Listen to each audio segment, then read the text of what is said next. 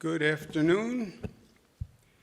Pleasure to be here today. Let me introduce the people who are with us. To my left is Melissa DeRosa, Secretary to the Governor. To my right is Robert Mujica, Budget Director of the State of New York. We're at the National Press Club today. It's a great organization, great part of Washington's history and the legacy. And I want to thank Michael Friedman very much, who is the president of the National Press Club. Thank him for his hospitality and courtesy for having us here today.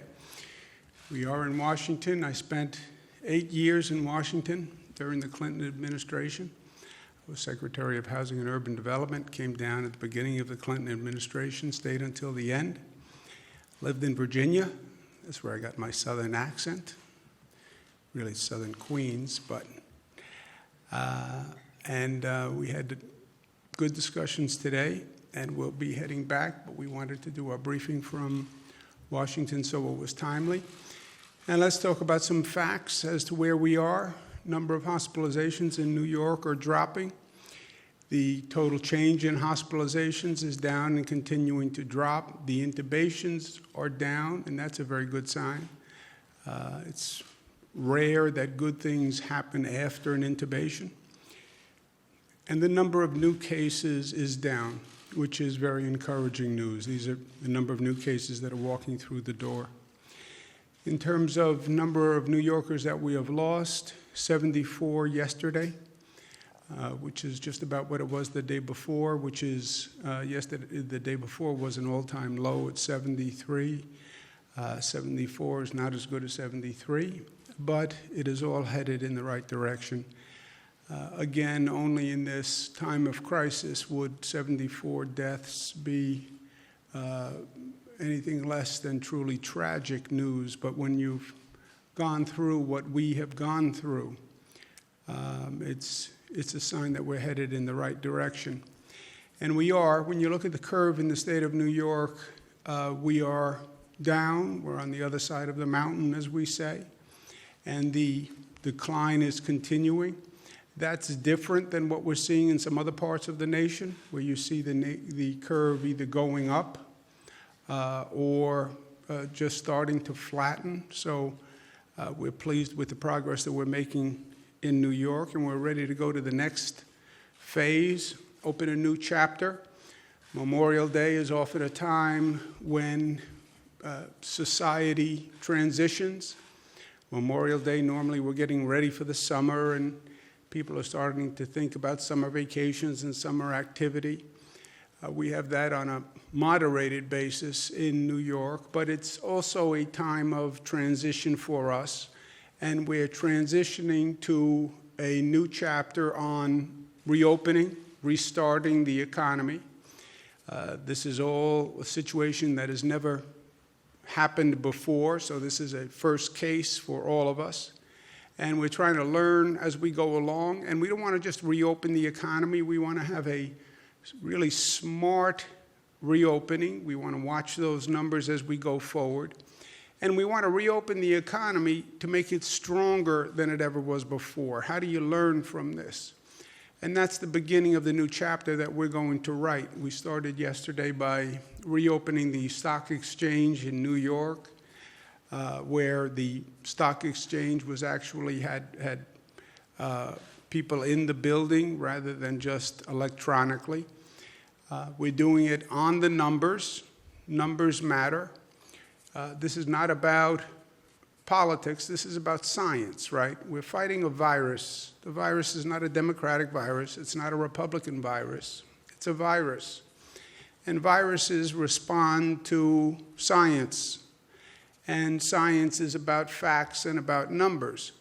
And that's how we're doing it. We're doing it on the metrics. We're looking at the hospitalization rate. We're looking at the death rate. How many new people are coming in the door into hospitals? How many hospital beds do we have available? How many ICU beds do we have available? Do we have testing in place? And do we have tracing in place? Just take the politics out of it, right? Just do it on the facts and do it on the science.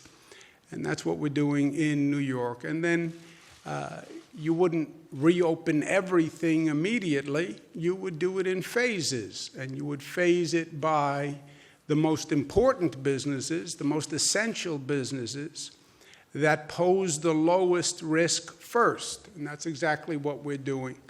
And we then have several phases for the actual business openings.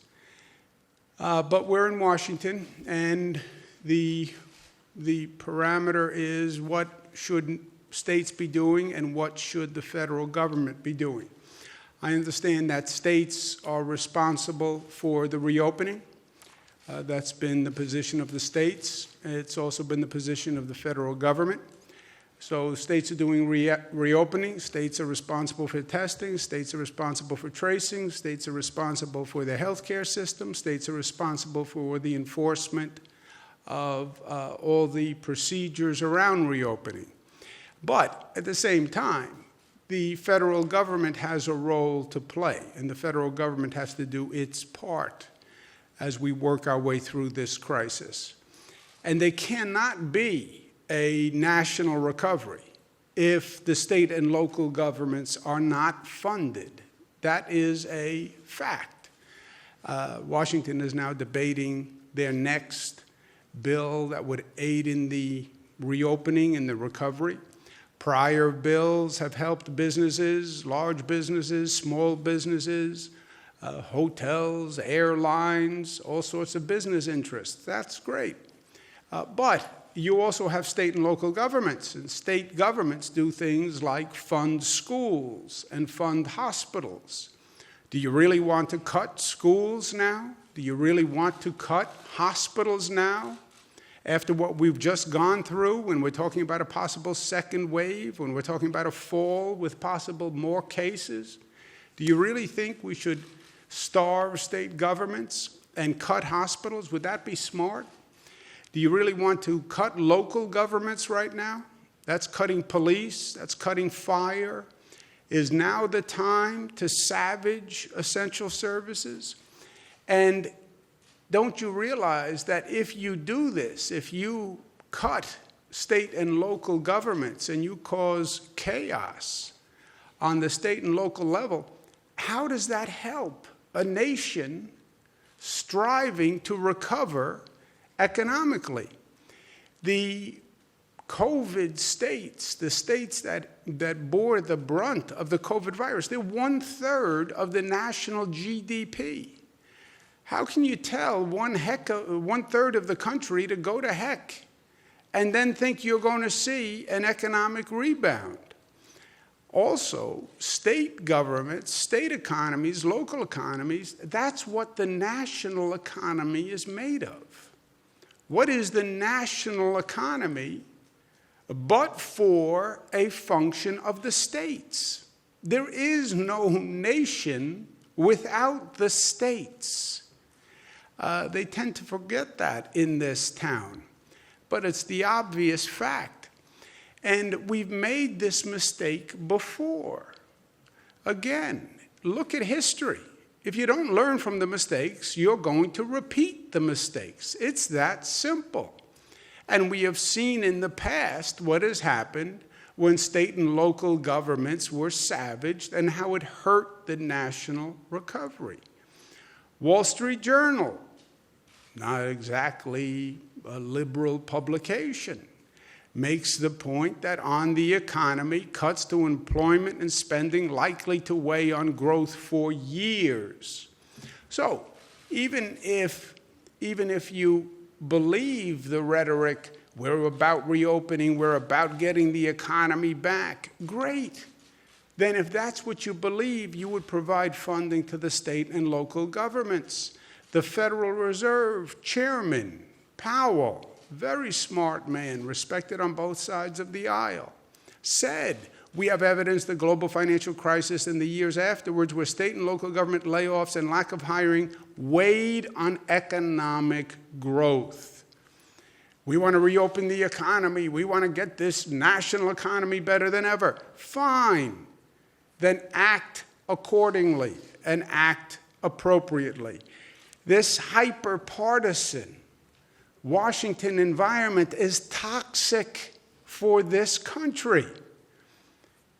You have people saying, well, we don't want to pass a bill that helps democratic states. it would be a blue state bailout, is what some have said. Senator McConnell, stopping blue state bailouts.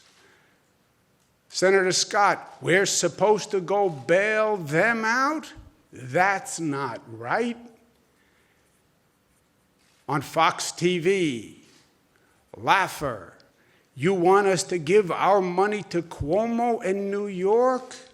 Hello, not this week. First of all, this is really an ugly, ugly sentiment. It is an un-American response. We're still the United States of America. Those words meant something. United States of America. First of all, Mr. Federal Legislator, you're nothing without the states, and you represent the United States. Not only is it ugly, it is false. It is wholly untrue what they are saying. 100%. And there are facts. If you want to pose the question, which is, I think, divisive at this period of time, but if you want to pose the question, what states give money and what states take money, right? There is a financial equation that is the federal government.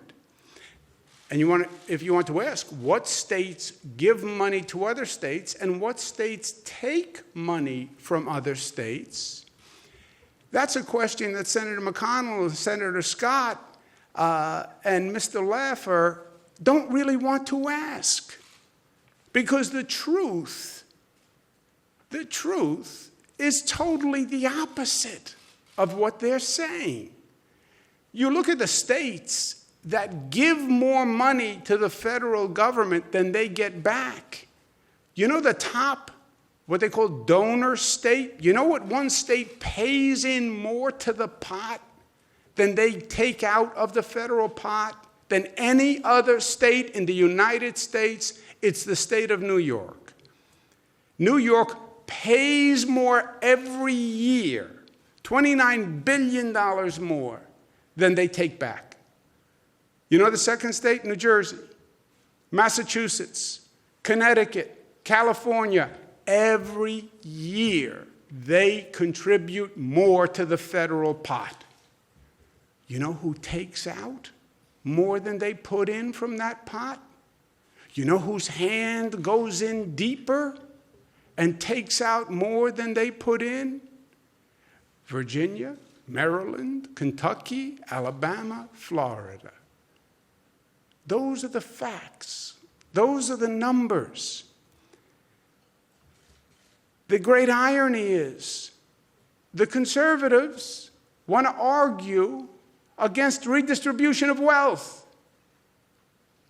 Why should you take money from the rich and give it to the poor? That's exactly what you are doing. That is exactly what you have done every year. So it's only redistribution unless you wind up getting more money. Then it's fine. Then it's not redistribution. Take from the rich, give to the poor. That's redistribution. Yes, unless you're the poor. Senator McConnell, Senator Scott, because you were the ones who have your hand out. You are the ones who are taking more than others.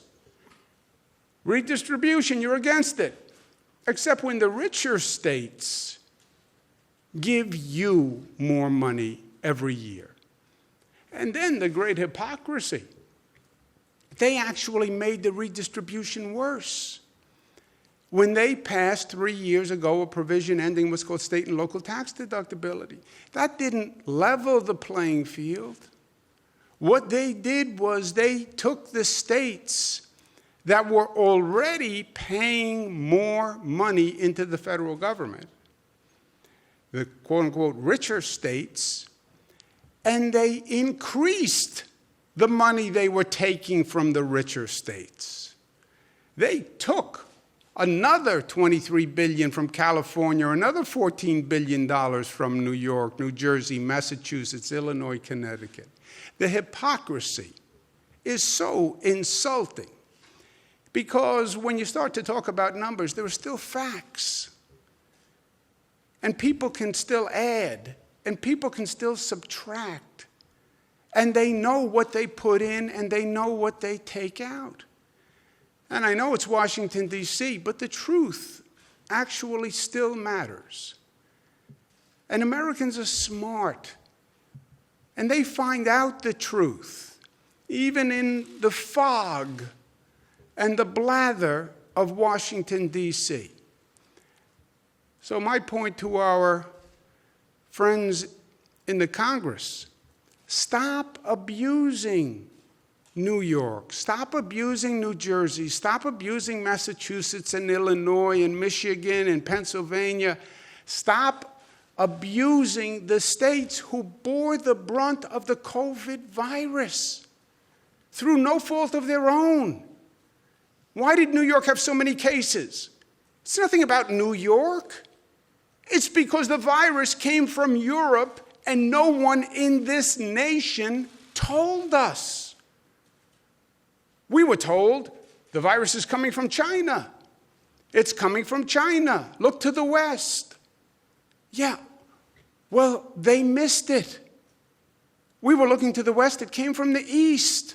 The virus left China, went to Europe. 3 million Europeans come to New York, land in our airports, January, February, March, and bring the virus. And nobody knew. It was not New York's job. We don't do international global health. It didn't come from China. It came from Europe. And we bore the brunt of it. And now you want to hold that against us? Because we bore the brunt of a national mistake? And because we had more people die, we lost more lives? You want to now double the insult and the injury? By saying, well, why should we help those states? Those states had more COVID deaths. That's why you're supposed to help those states. Because they did have more COVID deaths. And this is the United States. And when one state has a problem, the other states help. I was in the federal government for 8 years. When Los Angeles had earthquakes, we helped. When the Midwest had the Red River floods, we helped. When Florida had Hurricane Andrew, we helped. When Texas had floods, we helped. When Louisiana had Hurricane Katrina, we helped. We didn't say, well, that's Louisiana's fault. They had the hurricane. Well, that's Texas's fault. They had the floods. It was nobody's fault. And we were there to help because that's who we are. And that's what we believe. What happened to that American spirit? What happened to that concept of mutuality?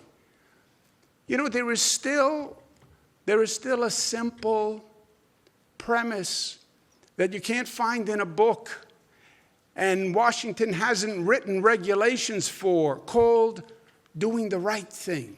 There's still a right thing in life. The right thing you feel inside you.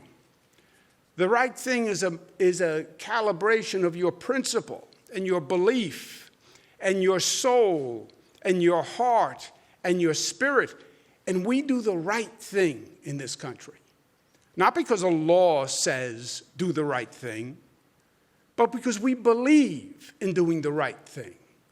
As individuals, as people, we believe doing right by each other, by living your life by a code where you believe you are living it in an honorable way, acting on principle, and you're doing the right thing. Why can't the government, why can't the Congress reflect the right thing principle that Americans live their life by? pass a piece of legislation that is honorable and decent and does the right thing for all Americans. Why is that so hard? And if you want to talk about reopening the economy, then do it in a productive way. People think this economy is just going to bounce back. I don't think it's going to bounce back. I think it's going to bounce back for some, and I think there's going to be collateral damage of others. We already know that tens of thousands of small businesses closed and probably won't come back. We already know that the large corporations are going to lay off thousands and thousands of workers, and they're going to use this pandemic as an excuse to get lean, to restructure, and they're going to boost their profits by reducing their payroll. We know it. We've been there before. We saw this in the 2008 mortgage crisis, where the government bailed them out, the big banks that created the problem, and they used the money to pay themselves bonuses, and they laid off their workers. They're going to do the same thing again. That's why I proposed the Americans First legislation that said a corporation can't get a dime of government bailout unless they rehire the same number of workers they had pre-pandemic as post. Don't take a gift from the taxpayer and then lay off Americans who are going to then file for uninsurance paid for by the taxpayers. Don't do that again. And if you want to be smart, we know that there's work to do in this nation. We've known it for years. You can fill a library with a number of books on the infrastructure and the decay of our infrastructure and how many roads and bridges have to be repaired, how this nation is grossly outpaced by nations across the world in terms of infrastructure and airports and development. Now is the time to stimulate the economy by doing that construction and doing that growth. You want to supercharge the reopening? That's how you do it. Then this nation was smart enough to do it before. We did it in the midst of the Great Depression. We created 8 million jobs. We built an infrastructure that we're still living on today. We're still living on the infrastructure built by our grandparents, not even our parents. What are we going to leave our children? And now is the time to do it. We have major infrastructure projects in New York that are ready to go, that are desperately needed, that were desperately needed 30 years ago. Build them now. Supercharge the reopening, grow the economy. That's what we would do if we were smart. You're not going to have a supercharged economy. You're not going to see this nation get up and start running again unless we do it together. That's states working with other states.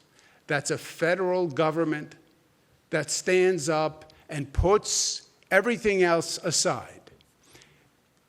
They were elected to provide good government. Nobody elected anyone to engage in partisan politics. There was a time when, as a nation, we were smart enough to say, you want to play politics? That's what a campaign is for. Run your campaign against your opponent, say all sorts of crazy things. That's crazy campaign time. But when government starts, stop the politics and do what's right and smart. Don't play your politics at the expense of the citizens you represent. There is no good government concept anymore. It's politics 365 days a year. From the moment they're elected to the moment they run again, it's all politics. And that is poison. We have to get to a point, if only for a moment, in response to a national crisis, where we say it's not red and blue. It's red, white, and blue. It's the United States. And we're going to act that way.